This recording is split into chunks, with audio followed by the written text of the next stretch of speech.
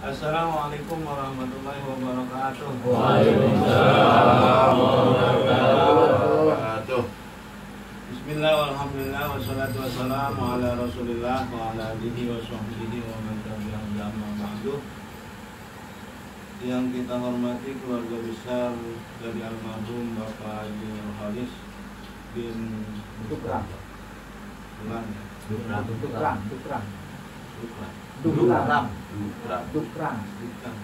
Ya, mudah-mudahan Allah Subhanahu wa taala terima amal ibadahnya, maafkan kesalahannya, dijadikan kuburnya raudhah min riyadil jannah. Dan yang ditinggalkan keluarganya, istri, anak, mantu dan sebagainya, kiranya Allah berikan kesabaran dan ketabahan di dalam menerima musibah ini. Amin ya Allah rabbal alamin. Dan juga kita yang pada kesempatan malam ini hadir di tempat ini mendoakan daripada teman kita, jamaah kita, yaitu Bapak Haji Nur Khalis. Semoga yang hadir di sini kiranya Allah panjangkan umur dalam keadaan sehat walafiat, diberikan rezeki yang banyak dan luas berkah. Amin ya Allah ya rabbal alamin. Serta diselamatkan dari segala macam musibah. Amin ya Allah. Para jamaah sekalian, tadi malam kebetulan ini ada jamaah Masjid Al Hidayah, Pak Haji tuh sama Ustaz Solihat dan yang lain-lainnya. Tadi malam ke rumah saya sana di Keranji, yaitu dalam rangka silaturahmi atau lebaran.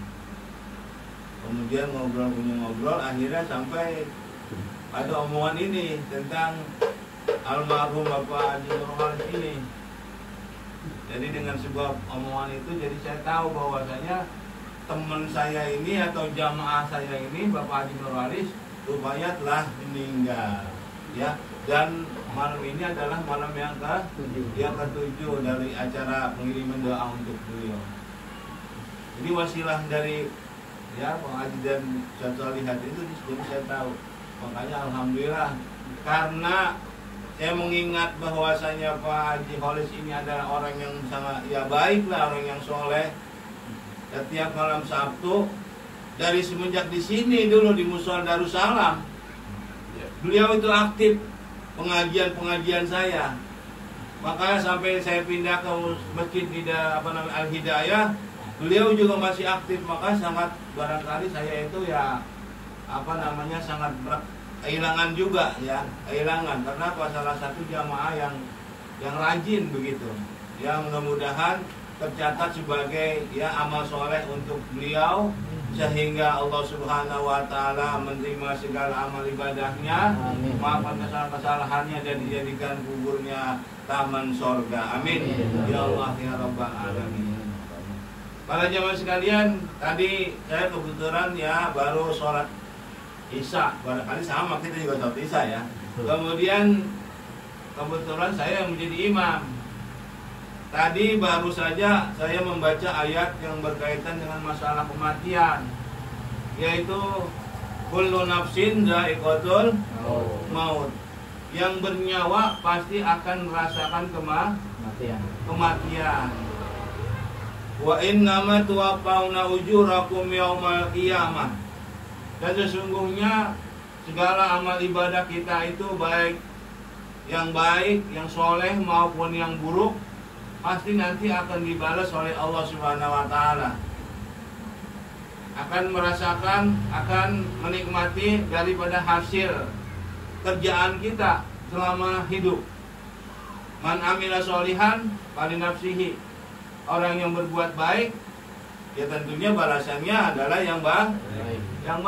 Wa man asa'a fa 'alaiha. Dan yang berbuat agak baik atau melanggar aturan, ya jangan salahkan siapa nanti kalau di bende, tahu nggak di bende? Dibentongin, tahu nggak? Disiksa, tahu nggak? Nah, jangan salahkan siapa kata Allah. Fala yalumanna illa nafsahu. Jangan kamu salahkan siapa, salahin diri lu sendiri. Kenapa? Disuruh puasa kemarin, kepala gegares mulu. Jam 9 udah kewatan. Emang ada yang begitu sini? Ada. Gak ada, insya Allah orang sini orang sholat.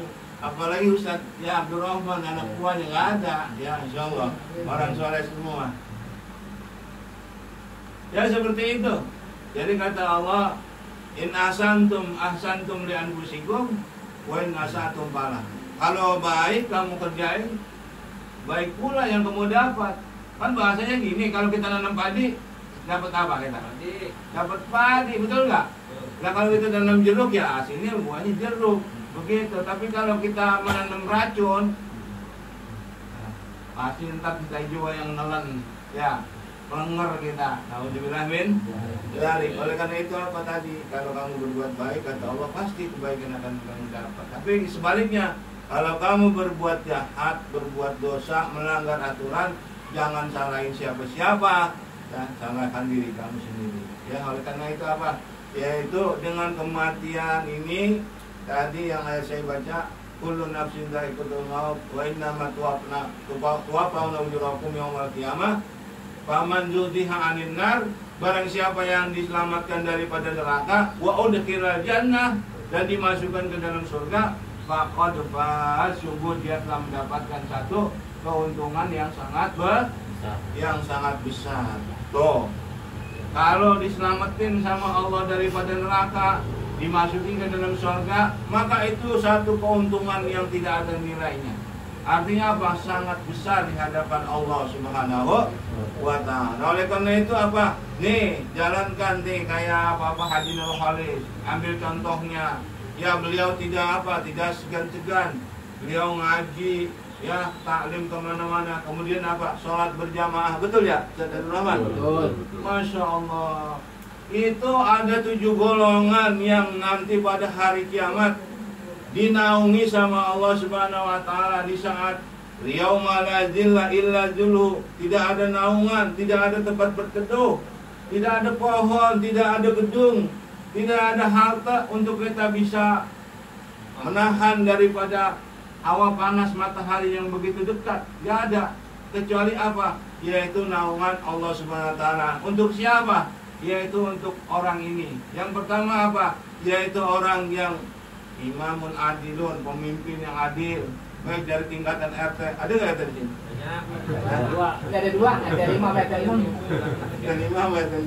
Imamun adil, pemimpin yang adil dari tingkatan bawah, ya RT RW dan seterusnya. Tuh, kalau dia adil, insya Allah nanti dia hari kiamat dia akan dinaungi oleh Allah Subhanahu wa ta'ala.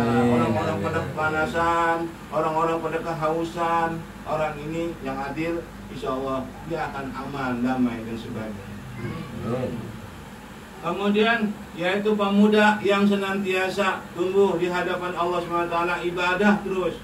Ibadah, anak muda ini kan cakep ya. Kalau anak muda ibadah cakep. Ini kayaknya udah nggak ada anak muda ini. Anak muda mana ya? Udah nggak ada ini. Laki-laki semua ini. Udah di keluarga semua. Tapi alhamdulillah, kalau aki-aki ibadah di hadapan Allah bagus. Tapi lebih bagus adalah pemuda. Kenapa? Karena di saat dia emosinya, syahwatnya sedang tinggi-tingginya, gejolak hawa nafsunya sedang tingginya, tapi dia abdikan diri di hadapan Allah. Dia ikutin petunjuk-petunjuk Allah, hukum Allah dipatuhin. Nah, seperti itu lebih bagus. Yang lebih jelek itu adalah ya ini anak muda yang bangor. Jelek itu anak muda bangor. Bangor nggak? Jelek nggak? Nah, yang lebih jelek lagi aki-aki.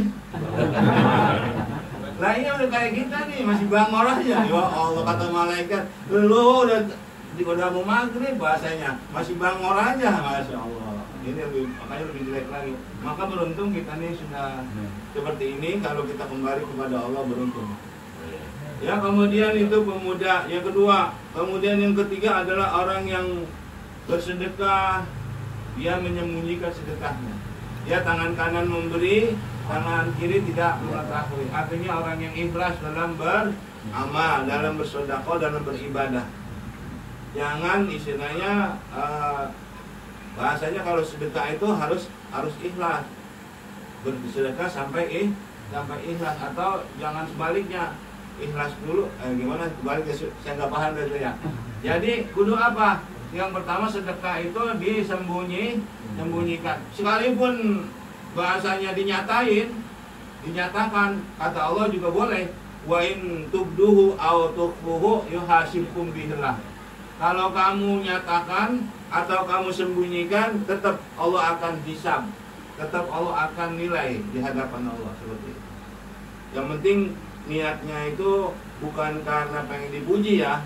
Kalau misalkan sedekah kita diumumin di masjid, niatnya itu bukan supaya dipuji, tapi niatnya supaya orang lain juga ikut serta. Jadi memberi motivasi, maka seperti itu nilainya di hadapan Allah insya Allah juga diterima. Kemudian yang ketiga, yang keempat adalah orang yang hatinya selalu bergantungan dengan masjid, mau bolak-balik ke masjid. Dia kayak ini, ya Pak Nurul Haris di Paji, ya. Semasa hidupnya beliau yang saya tahu begitu, orangnya rajin bermusola, yang untuk berjamaah, kemudian rajin ke ta'lim untuk menuntut ilmu. Mudah-mudahan beliau termasuk nanti orang yang akan diselamatkan sama Allah pada hari kiamat. Kemudian yang kelima adalah yaitu orang yang istighfar saat malam hari, di saat orang lagi tidur, dia nangis. Menangis siapa? Ya ini perbuatan dosa-dosanya.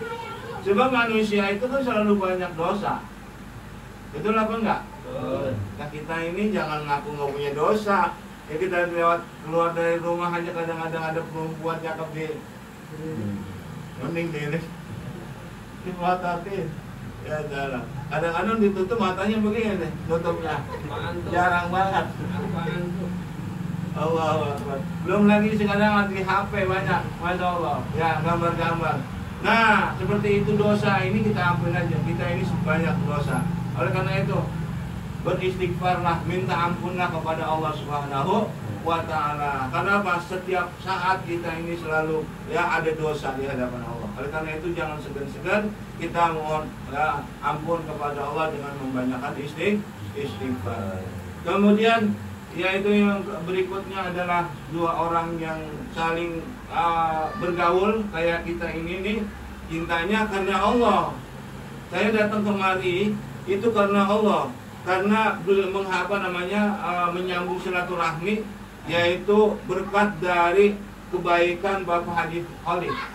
Ya ini dengan apa tadi? Karena beliau berteman sama saya dari zaman waktu ngaji di sini Darussalam tahun 95. Ya saya udah kenal sama beliau tahun 95, beliau sudah ngaji. Kemudian pindah ke masjid, beliau juga ikut ngaji, masya Allah. Itu karena saya cintanya itu karena Allah, pergaulannya karena Allah, bukan karena partai, ya, bukan karena duit, betul nggak? Lah iya kalau misalkan kayak orang-orang yang bergaul karena partai kan kemarin itu ya, giliran mau pemilihan aja kita dicari. Ya, 5 tahun aja kita dicari nih rakyat. Betul nggak? Lah iya dikasih duit ya, sekarang gocap suruh pada milih dia. Betul ya? Dikasih sembako, ya sekarang 5 liter. Suruh milih dia. Ntar aja kalau dia udah menang duduk di DPR sono, kenal nggak sama kita dia? Lupa. Dicari nggak ketemu dah. Ya diundang nggak datang. Masya Allah. Ya seperti itu. Makanya itu pergaulannya bukan karena Allah, tapi karena apa? Jabatan dan sebagainya. Nah oleh karena itu dari tadi tuh paman zuhriha 'anil nar wa udkhilal jannah, barang siapa yang diselamatkan dari neraka dan dimasukkan ke dalam surga, maka sungguh dia itu mendapatkan satu keuntungan yang sangat besar ya. Mudah-mudahan kita semua yang hadir pada kesempatan malam ini kiranya Allah Subhanahu wa Ta'ala berikan taufik hidayahnya kepada kita sekalian, sehingga kita tetap istiqomah di dalam menjalankan segala apa yang diperintahnya dan meninggalkan daripada segala yang dilarangnya, sehingga kita selamat ya, baik di dunia ini terlebih lagi nanti di akhirat. Dan ketika kita mati, kita berharap semoga Allah Ta'ala matikan kita dalam keadaan husnul khotimah dan kita dimasukkan dalam surganya. Nanti kita akan bertemu lagi sama almarhum Bapak Haji Khalid. Sebab orang muslim itu akan dijadikan satu lagi bersama siapa? Minan nabiyyin, dengan orang para nabi, wasyuhada, dan orang-orang yang mati syahid, wassolihin, wasiddiqin, dan orang-orang yang benar, wassolihin, dan orang-orang yang soleh. Dari apa? Min abaihim, daripada bapak-bapak mereka, ya engkong-engkong mereka dan anak-anak mereka. Nanti kita akan dipertemukan lagi kepada teman-teman kita, saudara-saudara kita, kepada orang-orang yang soleh. Ya seperti itu. Jadi di dalam surga nanti kita seperti di dunia lagi, bisa ketemu lagi kayak gini. Tuh, makanya kalau yang baik, yang soleh, pasti dia akan ketemu. Berbeda nanti kalau orang-orang yang durhaka, nah tempatnya dia lain, dia di neraka tidak akan bertemu lagi. Ya, oleh karena itu apa? Tadi tuh, semoga harapan kita, doa kita diterima, dikabul oleh Allah SWT. Yaitu almarhum Bapak Haji Khalid diterima amal ibadahnya, dimaafkan kesalahannya, dijadikan guburnya taman daripada tanah surga. Amin. Bikurangnya maaf. Assalamualaikum warahmatullahi wabarakatuh. Waalaikumsalam warahmatullahi wabarakatuh. Jazakumullah khairan katsira, jazakumullah ahsanal jazaa. Hadirin yang senantiasa dirahmati oleh Allah Subhanahu wa taala. Demikianlah tadi kita telah sama-sama mendengarkan kalimat takziah dalam rangka 7 hari wafatnya orang tua kita almarhum almarhumah Bapak Haji Nurholis bin Dukram. Mudah-mudahan apa yang telah disampaikan oleh guru kita dapat mengambil hikmahnya dan banyak manfaatnya untuk kita sekalian, khususnya untuk keluarga Shahibul Musibah. Amin ya robbal alamin. Hadirin yang senantiasa dirahmati Allah Subhanahu wa taala, untuk acara yang terakhir pembacaan doa. Namun sebelum doa, dari saya selaku pembawa acara sekaligus mewakili keluarga Shahibul Musibah mengaturkan terima kasih atas kehadiran para asatidz, para orang tua, para bapak-bapak, para tetangga, hadirin sekalian yang telah